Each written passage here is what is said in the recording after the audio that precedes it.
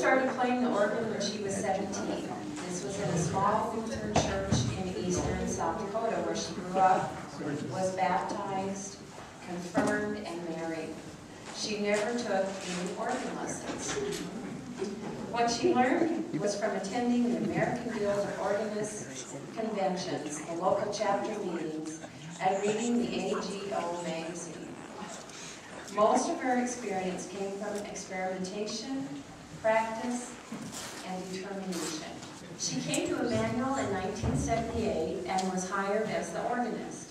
She then married JoAnn Edstrom in 1979. Dwight's grandfather was once on the vestry of Emmanuel, and his parents also attended here. The primary reason that we have organists in church is to lead the congregation in the liturgy and in the hymn singing. Also playing for funerals and weddings. In the 1890s, there was mention of St. Cecilia's Guild giving an organ to the church, but it doesn't say what kind it was. In 1891, the vestry hired an organist at $5 a month. 1928, the choir assumed the indebtedness of the organ repairs by having, you close your ears, a card party. I don't know how they did that, but Ruth Palmerton, who was Reba Kurt's mother, played the organ. Now, that was an old pump organ, and they had to have boys come and pump the organ. What they did was they had these pumps that they filled the bellows with air that furnished the air to make the sound come out of the pipes. Well, sometimes the boys got distracted, and so then the organ would stop. Now, Bob Hunt pumped the organ, but he graduated to an acolyte. See, everyone wanted to be an acolyte. Nobody wanted to be a pumper.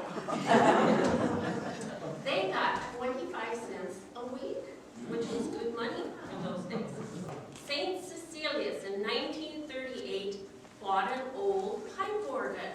So that was the first mention of a pipe organ, 1938.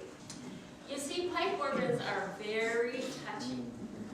They can't stand cold, they can't stand heat, they can't stand moisture. If a box elder bug gets down in one of the pipes, no, forget that. But yes, they are very, very touchy. So they decided to rebuild the organ, and they had to add on the organ chamber where the pipes were going to go.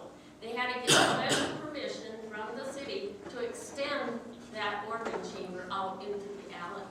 So that's why we're so close to the alley. In 1979, I decided we needed some changes to the organ, and that's when I started. And so I started annual talent night, and all of the proceeds from the free will offering went to the organ fund. And we also sold notes to the doxology. And I had it written out on a piece of paper, and whoever purchased a note, that note I could play. Well, it was pretty interesting. We didn't get the whole, somebody, I think it was Connie Bukurovich, got disgusted with it and bought the whole thing.